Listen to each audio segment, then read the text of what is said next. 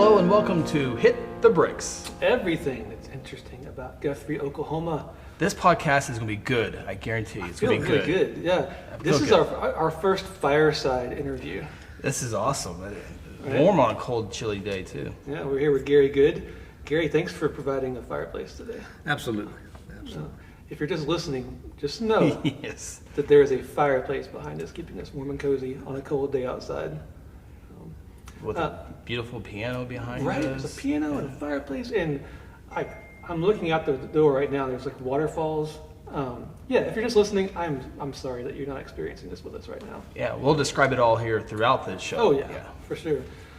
Gary, we're sitting in Magnolia Moon, which is part of the Guthrie Retreat, the Gary Good Empire. Before we get into all of those things, maybe tell us a little about yourself. How did you get to this? Like, what's your story, man? Well, I stumbled upon it actually. I'm from Oklahoma City, and so I grew up there and went to school there and started my business right during college. Where'd you go to school? Central State, UCO. What high school? John Marshall, and then Oklahoma Military Academy in Cleveland. Nice. What's the John Marshall mascot? The Bears. The Bears. John Marshall Bears. The Bears. Yeah, I was a Bear. And I've always loved historic buildings, and around 2005 or so, I started coming to Guthrie looking around at the buildings because I just love the old buildings. And I found this building on the corner up the street that I just fell in love with. And one thing led to another, and I ended up with the building. Had the apartment right above, so I would come to Guthrie on the weekends and hang out and go to some of the shops, the coffee shops and music events and so forth, and just started kind of getting into the community. And then decided to open up the art gallery, and so one thing led to another, and I wandered down and found this unusual home and amphitheater place, and it was just like all the stars lined up. Backing up a little bit from that, talk about like your experiences, your career. Like what kind of stuff have you been involved in all these years? Well, I grew up in an entertainment home, so from the time I could remember, I was in show business or around it. Just like Chris. Absolutely. Just like Chris. Absolutely. My father was a big band leader, the Glenn Miller style. My mother was the singer in the orchestra. And so they would rehearse. They had musicians in the house all the time. My dad's office was in the house, so I watched him do the business, and he was a booking agent also. So he was the largest booking agent in Oklahoma for many years and contracted all the shows at the Civic Center, Hello Dolly, and all those shows that used musicians. And he was on the first TV show on Channel 4, and so I hung out at the TV station. I got to meet a lot of people like Roy Rogers and Dale Evans and the people from Rawhide and Danny Williams and Foreman Scotty, all those people. Was your dad like, sit here, don't move, Yeah. be quiet, or he's kind of like, whatever you want to do, kid, whatever? Pretty much whatever you want to do, although there were limits, and I couldn't never sit still. I was always moving, so that was impossible. But I usually ended up over by the drummer because I used to really like to watch the drummer play. Because they're cool. Yeah. Drummers are cool. Yeah. And that's where my interest started. And then I played trumpet in school, in high school, in the marching band, and then I shifted to drums. Wonder why. And I got in a band while I was going to college and started booking bands about the same time. And so all through college, I was booking frat parties, booking bands, and then I started playing 6 nights a week in a club. And I was going to school, booking bands, playing in a band, and eventually I just merged right into my business. So that's where I started my entertainment company right then. Gary Good Entertainment. I hear it all the time because there's always events that you put on. I'm sure we'll talk about it here in a little bit, but the big one at the Temple recently comes to mind with Brian Berline's fundraising deal. But Gary Good Entertainment, tell us about Gary Good Entertainment. Well, we're actually in our 50th year. Wow. I was 10. Right. So we're kind of celebrating this year. You know, we've done shows all over the world. We do, of course, the United States. We've done shows in Mexico, Bermuda, Virgin Islands, Canada, just really all over the place.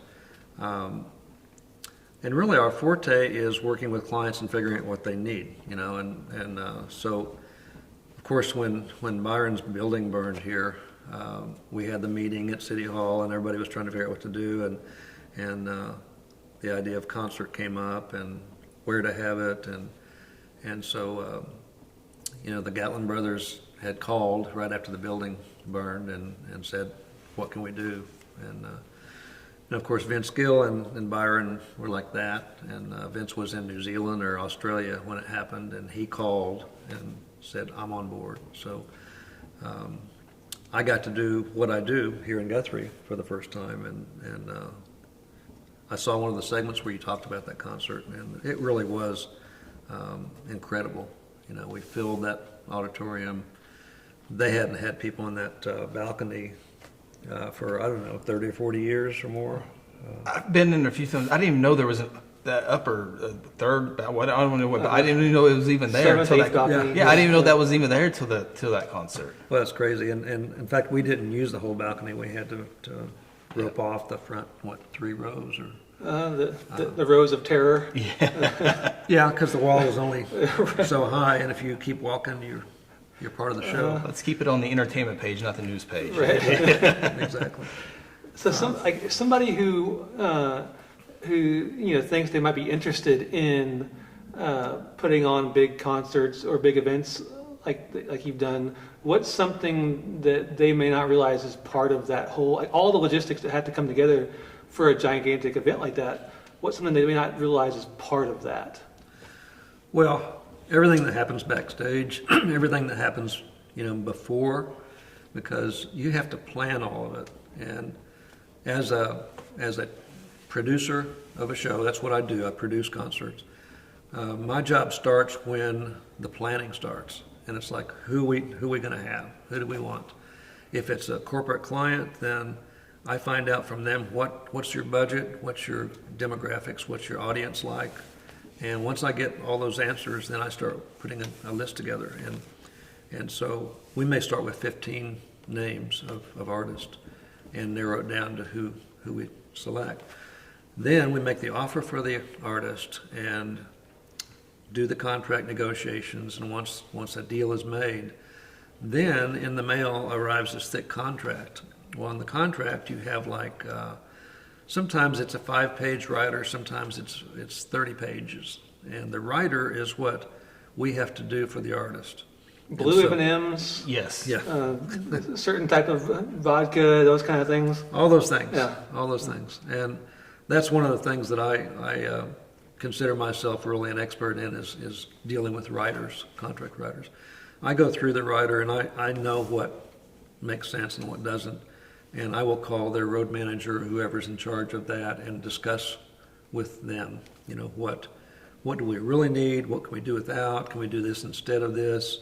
Because they have specifics all the way from a certain brand of a sound system, all the way to if you're doing backline, what kind of drums, what kind of keyboards, what kind of amps. All those things have to be arranged for, and that's what a producer does. Not to name names or anything, Yeah, but and we won't tell anybody. nope, this is just between us. Just us. No, it's Aaron. Shh. Like what? Has there ever been a moment where you're just like, guys, that you can't do that, or that's not possible, or that's just so weird? And if you don't like his question, what artist is most painful to deal with? Again, this is just between us, but yeah. You know, strangely enough, I've had very few situations with artists that were hard to deal with. Oh, you're so diplomatic with the answer. Professional. We've had some challenges 50 along years. the way. Mostly the stories are just the opposite. You know, I remember I was in Denver, Colorado. We were in a backyard in a neighborhood. I think the guy had 15 acres in this beautiful neighborhood. And we had transformed his backyard into a concert scene with a huge tent. And we had Don Henley there. And most of the Eagles were with him, and so we had sound check going on, and I'm standing back out of the tent, and they go into Hotel California, and I'm like on my cell phone calling my sister. Yeah. You got to hear this. You know, it's like you got to pinch yourself sometimes Yeah, when you absolutely. when you are in the middle of an event like that. You know, you grow up with these bands. I was in Salt Lake City, and we had Frankie Valli and the Four Seasons in this theater there, and everything was done. The band was on stage, the clients were in the seats, and when everything's working and the lights and the sound and everything's gelling, it's just a magic moment. And then when the curtain goes up and the band's playing, and I just kind of stood back in the back of that room and looked out over the crowd, just totally enthralled watching Frankie Valli and the Four Seasons, and remembering growing up with all that music. And it's like, wow, they're right here, they're playing, and pretty cool. And I would think it would take years of experience of getting people, groups, artists like that, and you just can't. I just can't start a business. Hey, let me call Don, or call the Beach Boys. Hey, got a new thing. I'm sure it takes years, and road managers and people that you deal with get more comfortable with you, and they've been through the production, so I'm sure they get more comfortable with people they like. Well, it's a two-way street. And I started out, I was still playing in my own band. I played in my band for almost 15 years. I was a band leader, and we played for nightclubs for a while, and then we went into special events. We played the Governor's Ball several times and a lot of huge weddings and things like that.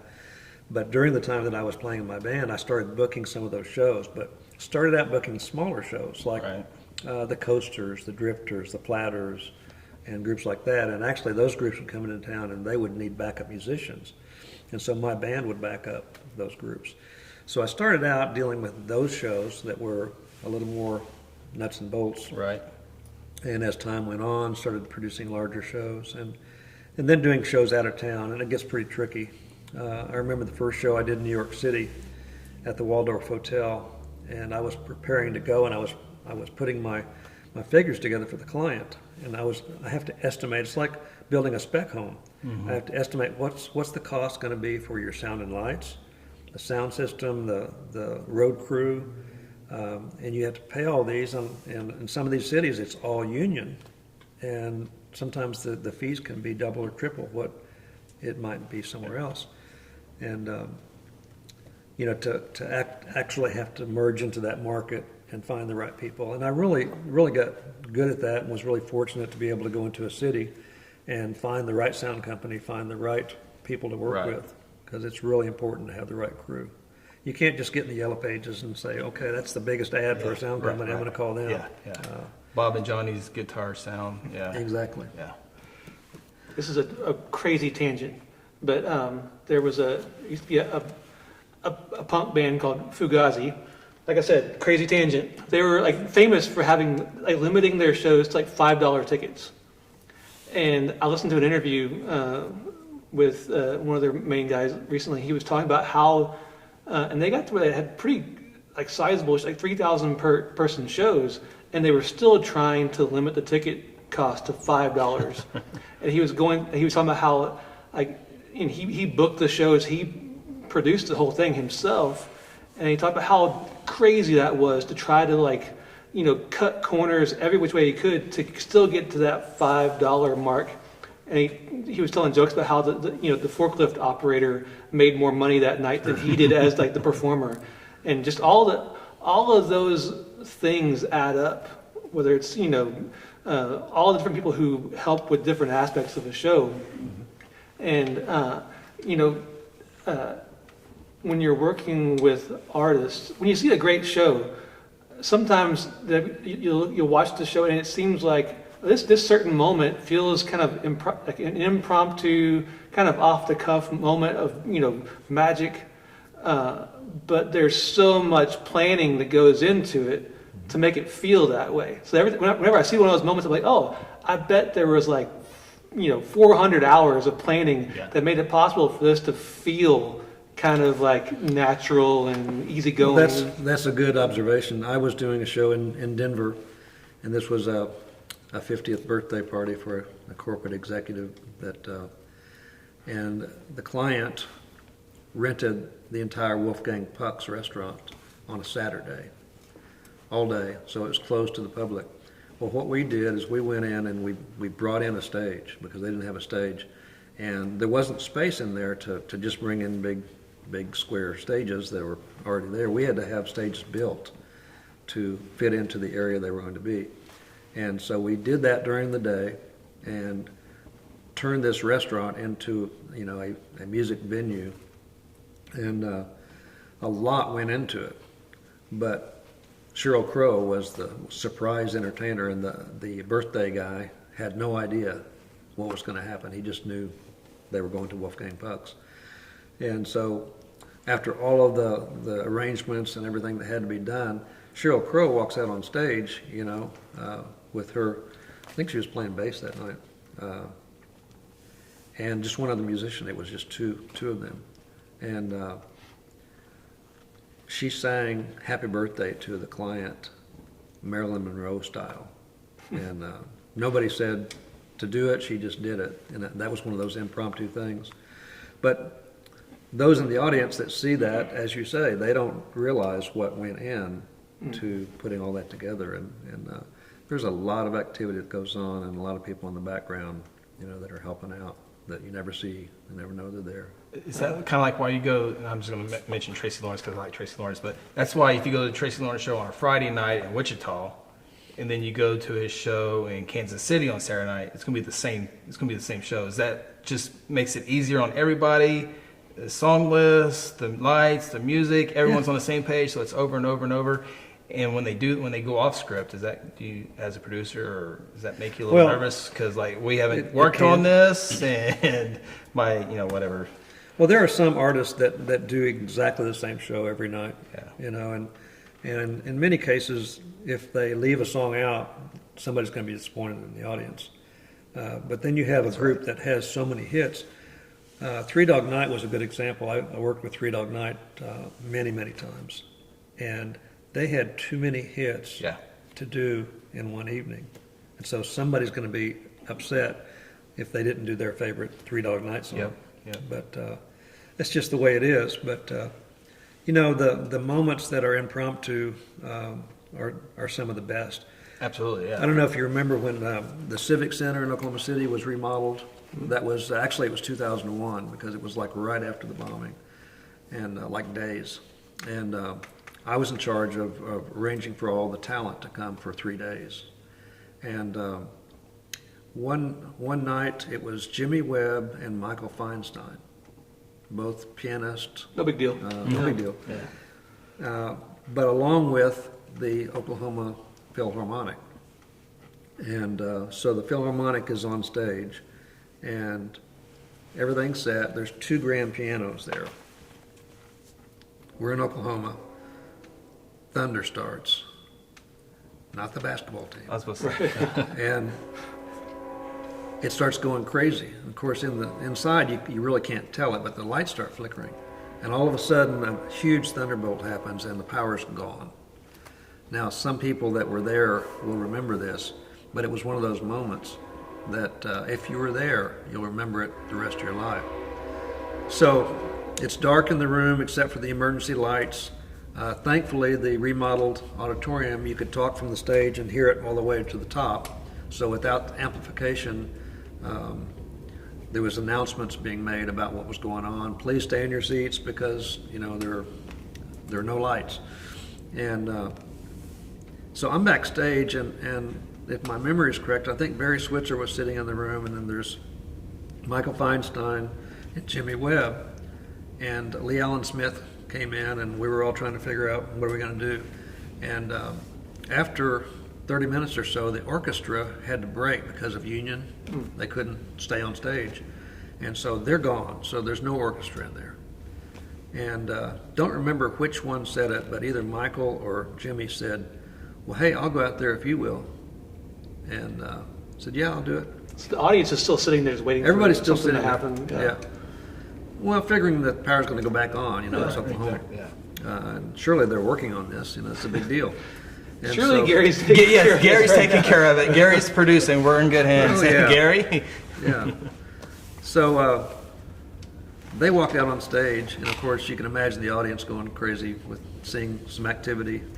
And they sat down at their grand pianos, and they did the most amazing impromptu concert that most of the people had ever seen. And it was just magical.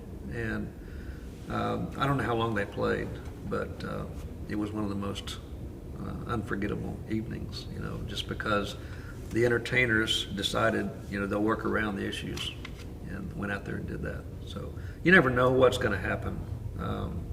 You know, there was a show with Herman's Hermits that was, I think it was at the Waterford Hotel, and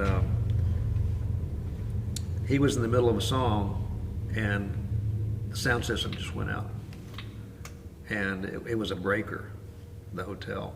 And I had a really good sound tech, Kenny Phillips, and you know, when an audience is standing there and the song stops, 30 seconds seems like an eternity. Yes. And this sound tech took off, wound around, found out where the problem was, and within probably 2 minutes had the power back on, and the show started again.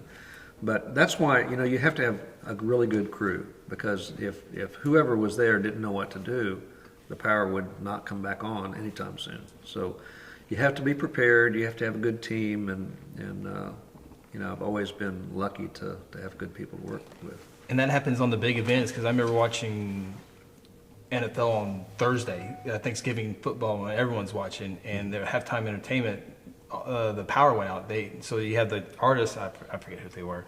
They were just standing there, and everyone's just waiting for power to come on. Then they start playing, it came back on, and it goes off again. So it happens on the small stage and on the big stage as well. So if you're dealing with electronics or anything like that, stuff's going to happen. Pyrotechnics. Yeah, exactly. There's that one It's gonna football happen. game where like the little flame thing kind of exploded, and then just caused this huge, like crazy, you know, flaming thing over in the corner of the stadium. Yeah. And the crowd's kind of like watching, they're like, is it supposed to be Is this like part of the show? 40 feet tall? And why my face is kind of melting? Why is this real? You mentioned the art gallery here in town, here in Guthrie. Opening that art gallery, was that your first experience with an art gallery? Or? It sure was. I had that space for rent when I bought that building. Everything else was rented except the main space in the building. And I had visions of something really cool being in there, and I didn't want just anything, so I turned a few people down that wanted to put businesses in there that I didn't really feel like fit the building. And we were getting ready for an art walk, and Cherie Gordon or somebody downtown came to me and said, "Why don't you be a part of the art walk?" And so I called Bert Seaborn and had him come to Guthrie and hang all his artwork in the building at the time. And people walked through, and it felt right, it felt good. And so I called, after that, Greg Burns came down and his wife, and we had a meeting.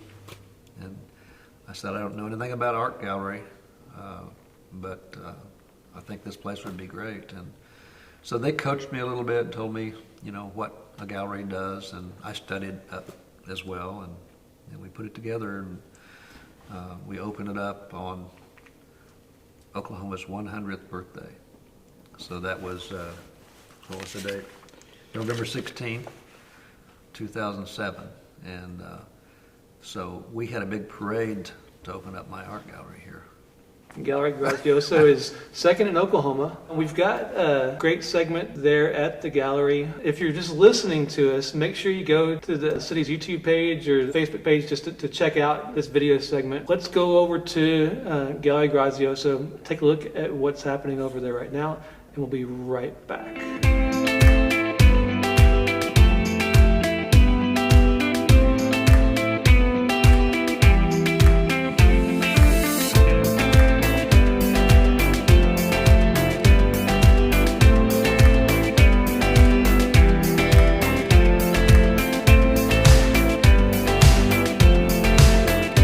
As you can see, the gallery is a very short walk from the Magnolia Moon.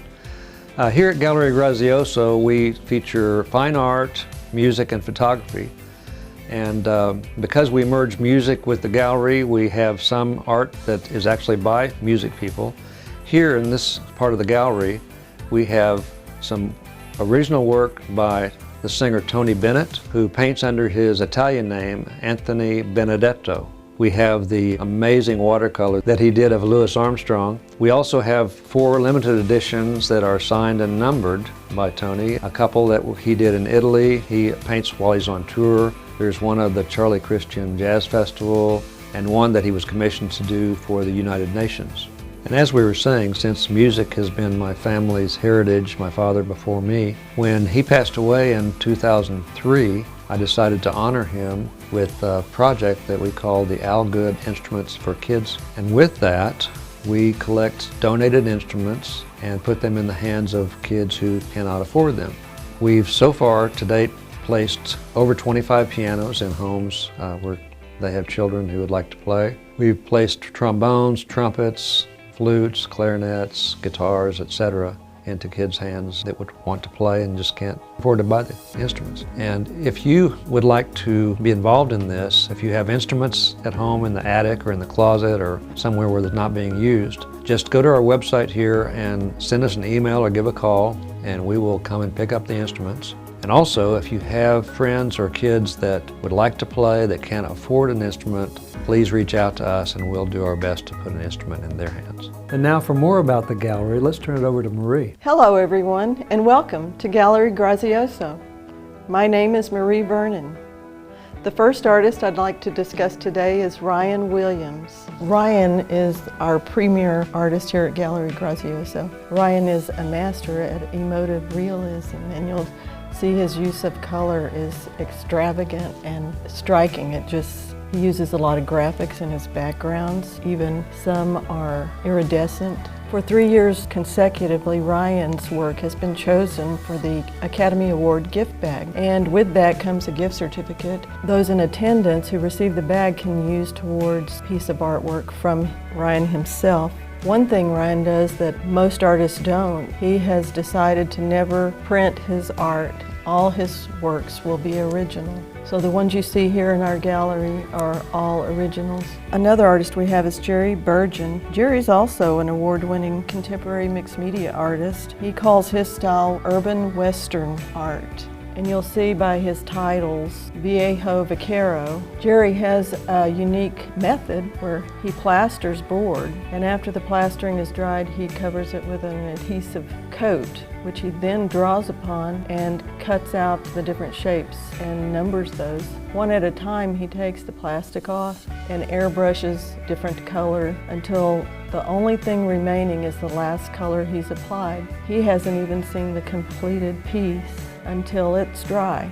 Then he pulls the plastic off and sees the work for the first time. We have a new artist in the gallery, Jay Hollabach. Jay is a plein air artist working with gouache, which is an opaque watercolor. He's influenced by Russian Impressionists. He's a transplant from Michigan and just loves working in Oklahoma. His favorite challenge is to create a visual story in only one setting, and I think he does an excellent job. David Canavesio is also one of our artists here at Gallery Grazioso, who does photorealism. You'll notice his pictures look like a photograph, as if the reflections are sharp and crisp. They're just beautiful. Becky Menschrack is an Oklahoma artist. She has moved on to San Antonio, Texas. We carry her in the gallery, and you can see that she also has an explosive use of color. Her figurative paintings are just gorgeous. Here we see Chris Small. Chris is a muralist who has won many awards. You'll see he does photorealism. They're exceptional. Take a look at his Eisenberg picture. Most people walk in and see this and just say, wow. His works are done in oils, mostly. He also has some watercolors. Castanya Rasmussen. Castanya is a native artist from Guthrie, Oklahoma, and we are so proud to have her work in the gallery. You'll see this art head, which she does various ones of this style. This is Frida Kahlo. She artfully expresses herself creating these items, dresses them with jewelry. They could be people, they could be animals, they could be all types of figures, but they're just gorgeous. To see more of Castagna Rasmussen's work, go to Instagram, Castagna_lasagna. We have a signed poster from Peter Max, who is a famed illustrator and graphic artist from the pop art and neo-expressionism time in America. Leroy Neiman is famous for his dynamic and colorful sports drawings. Here in Gallery Grazioso, we have pictures of his Frank Sinatra prints. Daryl Price is from Fort Collins, Colorado. As you can see in his paintings, he has a love of jazz music. He has a vibrant use of color, capturing musical moments that we all can love. Deborah Jenkins is an Oklahoma artist, blogger, and potter who creates sophisticated pottery designs and uses various glazing techniques to emphasize the details. Each piece is one of a kind. The results are unique, and her art adds interest to any decor and will stand alone as an art object.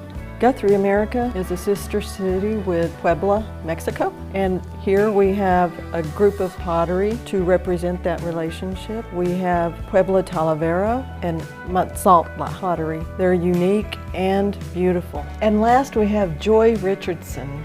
What can I say about Joy Richardson except that she epitomizes the word of joy? You can see in her artwork this explosive use of color and shine and shapes in her abstract pictures. She's just amazing. That's why she's a beloved Oklahoma artist who we all know. You can see her here at Gallery Grazioso. Owner Gary Good has been a booking agent in the entertainment business for over 4 decades. We have a signature room where you can come and see just a portion of the people he has worked with so far. He's still actively booking. Most people who come to the gallery really love this room. You're going to find signed pictures by Will Rogers, Muhammad Ali. We also have Paul McCartney, among many others.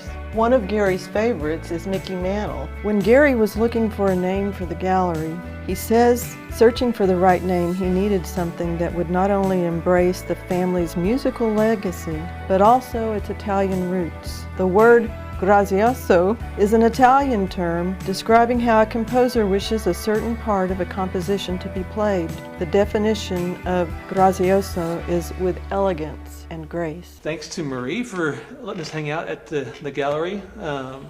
And we've been joined by another guest, Christina. It's good to see you. Thanks for hanging out. Nice to see you. Yeah. We've increased the audio and picture dramatically now. Right. Yeah. So again, if you're Oh, just sorry, if you're just sorry. listening, go to the YouTube page for City or our Facebook page so you can watch what we just watched over at the gallery. And again, thanks for having us here at this fantastic space. Now, Guthrie Retreat. It is what it says it is. It's a beautiful retreat for folks who want to learn more about staying here. Describe what you have available here at the Guthrie Retreat. Okay, well, Guthrie Retreat is comprised of the Magnolia Moon at Guthrie Retreat, and then right next door to us here is the Magnolia Manor. Now that is a 1910 building. It was the first poured concrete building in the state of Oklahoma, and it was transformed into living quarters. And when we got it, we kind of went in and painted and furnished it the way we wanted to, and turned it into kind of a boutique hotel. And so it's available by the night. Somebody can call and rent it for a room for Saturday night, just like a hotel. But it's also available for weddings and family outings. We've had families that have come for Thanksgiving and taken the whole building for Thanksgiving or other holidays. So also part of the Guthrie Retreat is our bed and breakfast, which is right up the street next door to the art gallery. And that's called Sweet Betty Jean, named after my mom. I wanted to honor my mom. So in Sweet Betty Jean, we have a lot of family heirlooms. My great-grandmother's rocking chair is in there. There's the original clawfoot tub. So it's kind of what you expect in Guthrie. It's antiques, hardwood floor. We have a record player in there. There's a rooftop deck. And it's huge. It's like 1,700 square feet. It's the entire top floor of that building. And so those three items comprise Guthrie Retreat. And so with the manor, we'll have, like when we do events, whether it's a music event or an anniversary party, a lot of times they'll take the entire building next door so they can stay and do their events as well. So if you have like a wedding here in the back, which this amphitheater space is just incredible. All the terraced landscaping and stuff is a mind-blowing, picturesque spot. They can have their wedding or event here and then also stay in all your rooms. It's kind of like a one-stop shopping for all that stuff for an event. It is. You know, it's really an anomaly here. This is over an acre, and we're right in downtown. That's quite unusual to really have this set up. I was amazed to even realize it was here. And actually, I've talked to a lot of people that live in Guthrie and around Guthrie that don't even know that we're down here. Because, you know, when you drive by, you can't really see inside. And That could be a good thing. Okay, two things. That could be a good thing. Two things. Do you do all the design? Who does all the design for, like, do you, like, bring in people? Or do you guys, like, the paint schemes, the floor, the car? I mean, I'm told the worst designer by all get out. And so it's, like, amazes me when I walk into places like this, of the design and the layout and simple as bar stools. I mean, those bar stools go perfect splashed up against the purple paint. You know, it just blows my mind. And then also, do you guys do the landscaping? Because that's like sticks out to me as well. well, you know, when I showed up here, Joe Coffin, who is from Guthrie, Okay, had transformed the amphitheater into a home. And so the purple walls he actually did, and the curtains. I think Pablo, did the curtains here in Guthrie. And so when I bought the place, it was already done. Now I did start changing colors in the back. You know, the master suite is all different colors, and then of course it was totally empty when I bought it. So I didn't think I could do that either. But I started selecting things, and I realized, you know, I know what I like. Right. And sometimes it takes a couple of tries before I get something that really works. But you know, I've been able to maneuver and actually do some decorating myself. And of course, Christina, she has the eye. We found the bar stools. We looked at those together, and the various touches that you see that Christina has done, and of course the gardens. Last season, Christina, with some help, but she almost single-handedly did gardens. People. So it's been certainly a team effort between Christina and I to keep the place. Because Joe Coffin is a landscape architect, so he did, the gardens used to be seats. So if you look out and see the gardens, that's where people used to sit, and then where the water is, seats came all the way down there. And so it's an amazing transformation. On our website, we have the HGTV. It was on HGTV twice. And we have that on our website so you can see. The website's GuthrieRetreat.com. And so you can kind of wander around there and see all the things that we do. But, you know, we had a 50th wedding anniversary here. And this whole area here, now where we're sitting right now used to be the stage. So this whole space here was just a big stage, which now is a living room, dining room, kitchen area. And so what we do when we do the events like that, we pull everything out. The couches are out, the dining room table is out, and this whole room transforms into the event. We had, for the wedding, for the anniversary, we had musicians in here that performed. The catering was all here, and it was just a beautiful event. And it merges outside. If you do it during the right time of the year, then you can go out on the deck, and people go out into the gardens. So it's kind of a indoor-outdoor type setup. It really works out quite well. And We've done. Before I sidetrack you, and I want to get back to the point because it was a really good point of being downtown in an area. It is so awesome because you can park your car for the weekend, and go to the Pollard downtown eating without having to pay for transportation or getting in a car. Absolutely.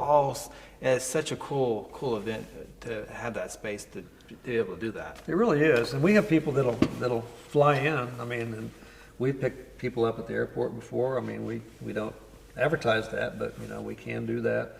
And when you do get here, as you say, you can just walk anywhere you want to go. Free shuttle service from Well, we've had Gary Good Entertainment. Might be a little asterisk by that. Right. we've had people from all over the world, from China, from Japan, from New Zealand, Italy, Germany, just all over the world. And on our website we have some of them giving little testimonials. And we're also available on Airbnb, and we are a super host.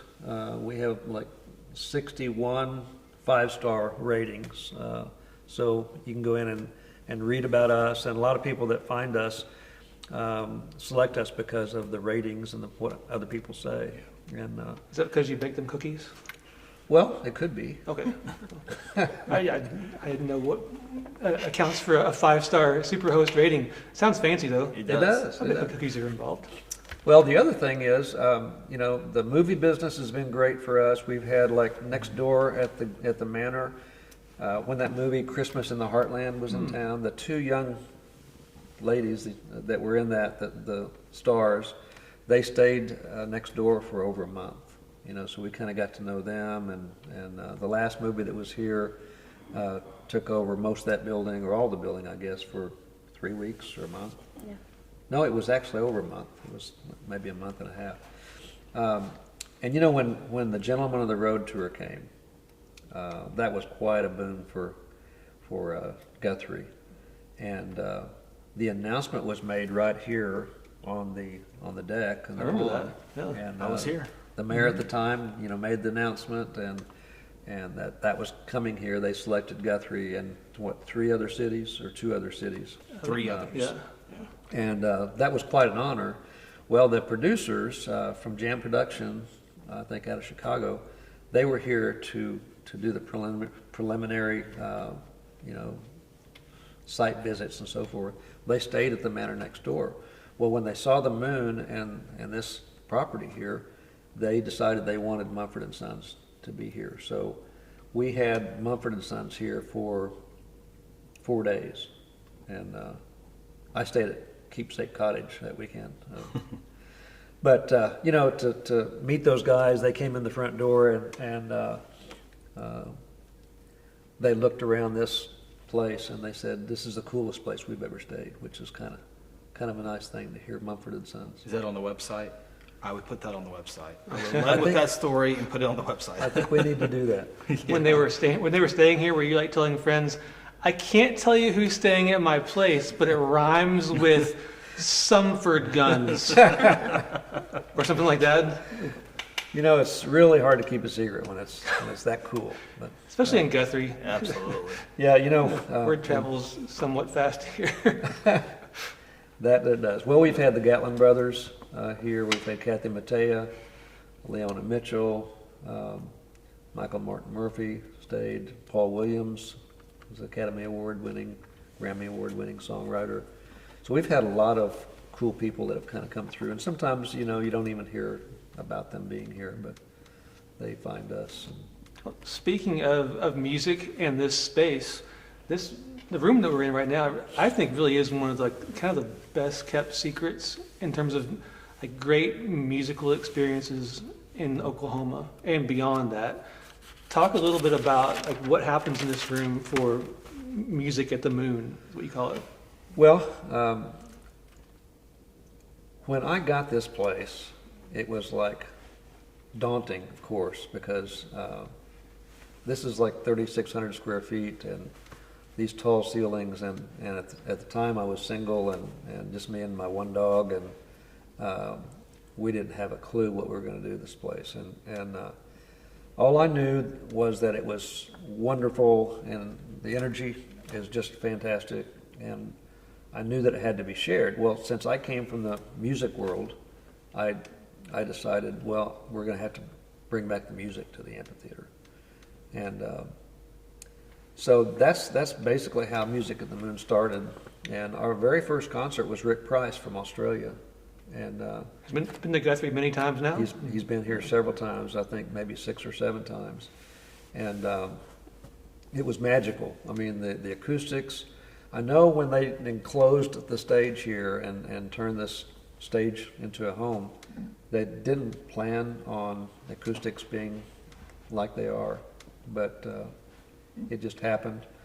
And, you know, some of the artists that we've had here, Rudy Gatlin did a show. We've had Michael Martin Murphey on December 5th, which was kind of a surprise performance, and we put that together within 7 days, I think. And Leona Mitchell has said that this is one of her favorite places to sing. You know, just the acoustics and the energy here is just fantastic. It's hard to describe, really. When you talk about like house concerts these days, I think people have a certain image of a house concert where it's, you know, a bunch of folks kind of crammed into a living room, maybe some folks sitting on the floor.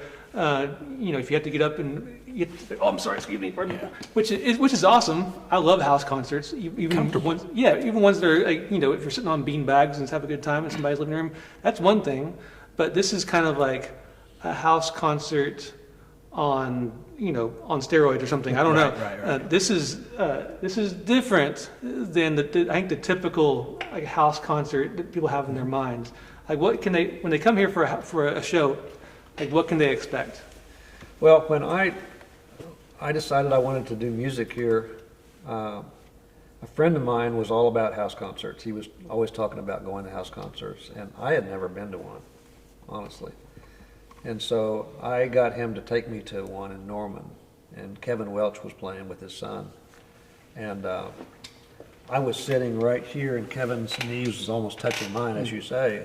And there was about 40 people in there, and it was you bring a covered dish.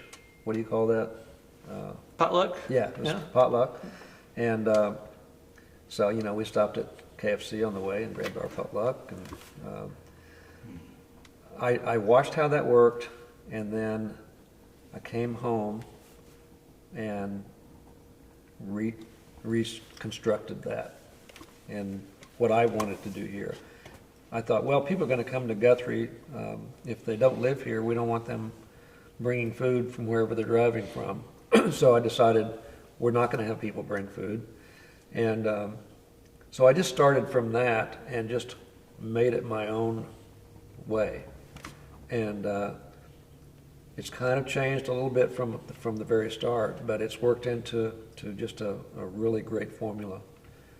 So people, what they can expect, and we have an email list. Like if you go to the website and you go to the Magnolia Moon part, you can go to Music at the Moon. When you get to that page, you could sign up for the email list. We can't fit that many people in here, so we don't advertise, but we're not exclusive. You can come to these concerts if you know about it and get on our email list. But you got to jump on it pretty quick. When you see that email hit your inbox, these shows, like, it's not like there's always tickets available. These shows sell out pretty quick. So I always get a little bit excited when I see that, you know, Gary Good pop up in my inbox. I'm like, oh, The adrenaline. What's happening? What's happening? Yeah. Well, and that's really gratifying to know that happens. I mean, it's a little sometimes frustrating when we have somebody like Michael Martin Murphey. People couldn't get in that wanted to get in, but we have to cut it off. We can't. We don't pack people in like sardines. It's comfortable. We serve a buffet, a casual meal. You know, so what you can do is you come here and you know, we have everything here. We have coffee, tea. We have desserts, usually from Missy's, and the buffet changes depending on, you know, what concert it is.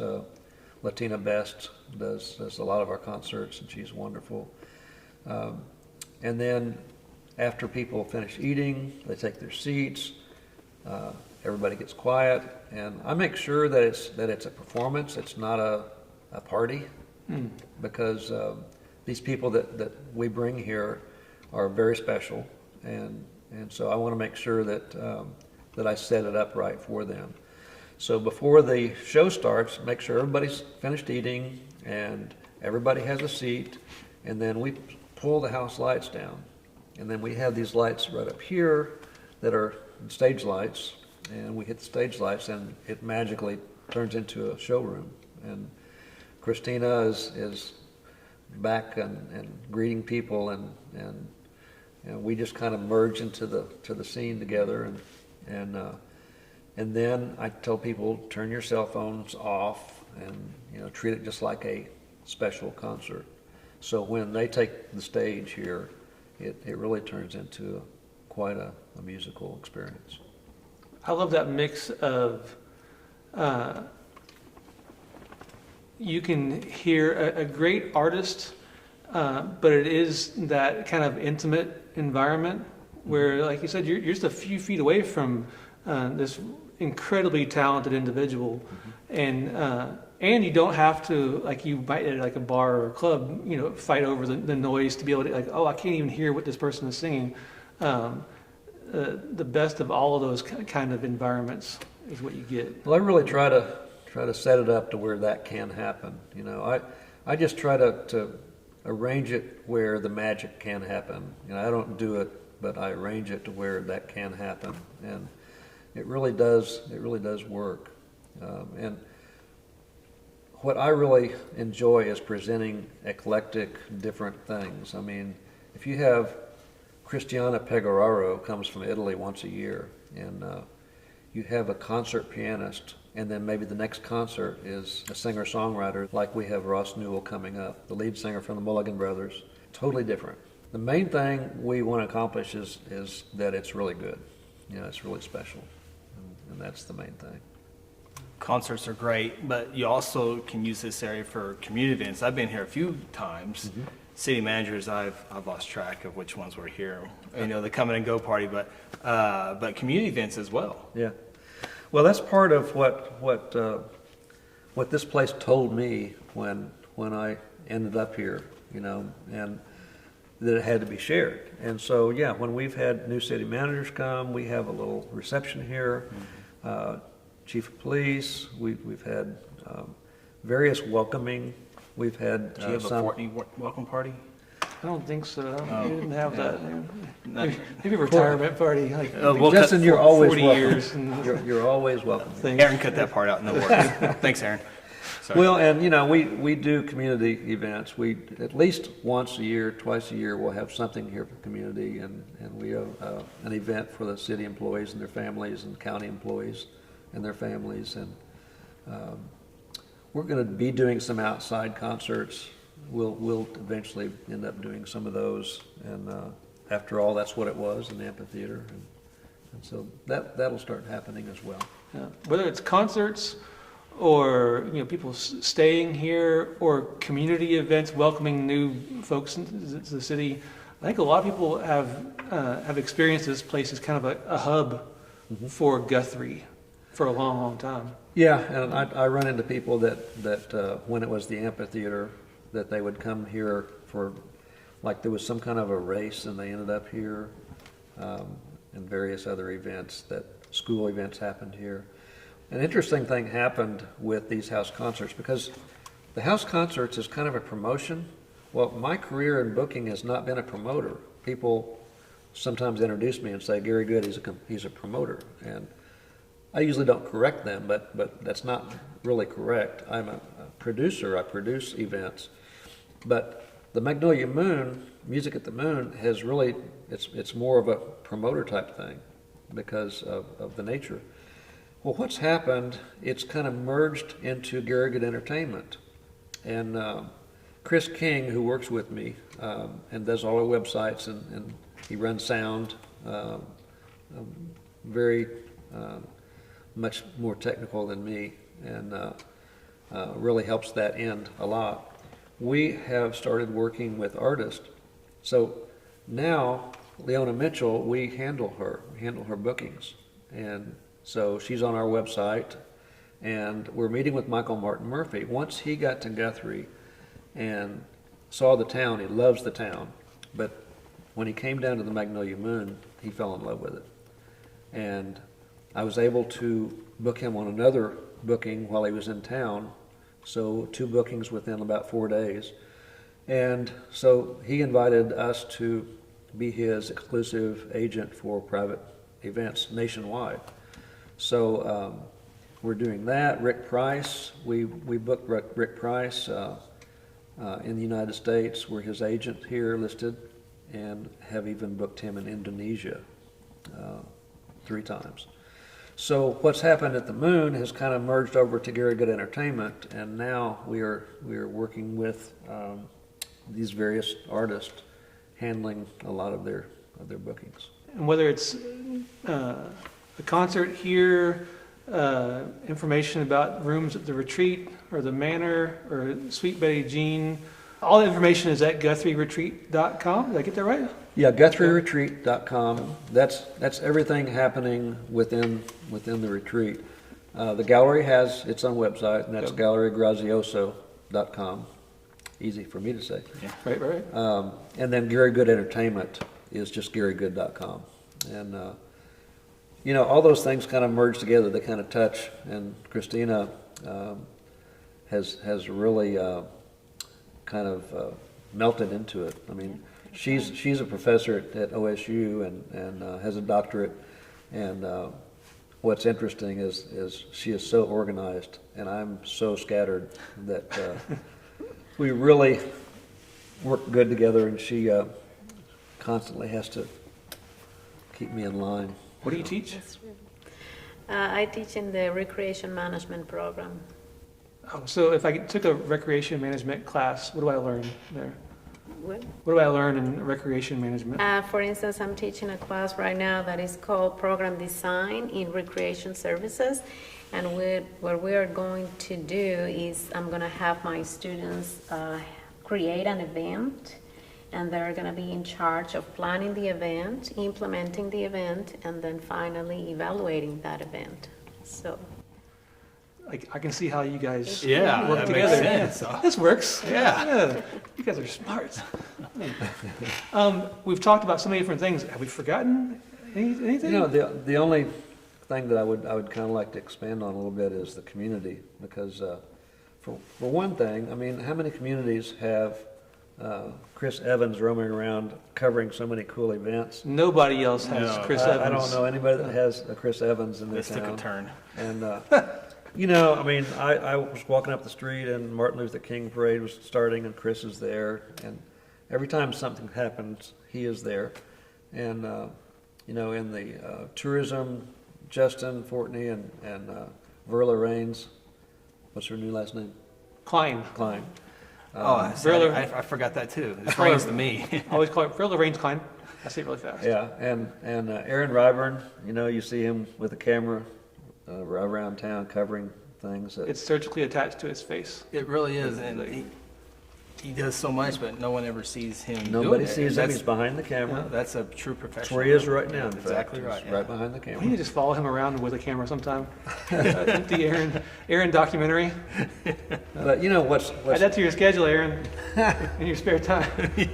what's also cool is the fact that we have all these different businesses, and the more events we can do here, the better. So we merge with network with other facilities, and the depot, Adam and Abby and Ben Coffin and April are right behind us here, our neighbors, and the wonderful catering. Granny had one. The events that go on around here, it just feeds off each other. So the more we have, the better. The more music we have, the better, no matter where it is. It's so awesome for like big events that you were able to help put together. You have the temple in your backyard to entertain, if you need bigger spaces. So Absolutely. it's so nice. The Chesapeake Energy is wonderful. The BLK Center in Tulsa is wonderful, but we can have places like we have here in town. It makes it so much better. And the way the community came together. Justin was an usher at the temple for he may have been Vince the Gill usher, and Gatlin. let me tell you what he was doing before that. That's the behind the scenes. Yeah, Behind that's the the fun part. So many meetings went on about that event, but keep tuned in, because we're talking to the temple about doing some other shows there, Awesome. And Ooh, breaking news. Yes. well, and to be able to walk to work, I mean, Yeah. does it get any better than that? Absolutely. But yeah, we will be utilizing that facility. I mean, that theater was built in 1923 or 24, and it was fashioned after an Italian theater, and it's authentic and it's totally amazing. So, yeah, stay tuned for more things to go on. You're absolutely right that like Guthrie, I always like to say that Guthrie punches above its weight in terms of a small town that always has so much going on. And like you and I have even had like different like events where I'll be doing something, you'll be doing something, and we're texting each other back and forth about music in different places. Like, hey, let's let's start this person a little bit 2 minutes after this person starts, so one person's not louder than the other, that kind of stuff. And that's what has to happen in Guthrie because there's so much going on all the time. There is. It's True, because when Justin gets excited, his hands go. So that is a true emotion right there. He really meant that because he was going. Well, I like best is like that was my texting back and forth hand motion, which makes no sense. Right, yeah. If you're listening, I was waving wildly, right. trying to show how I text Christina's like, people. dodge. Right. Wow. All right, thanks again for having us here. Very cool.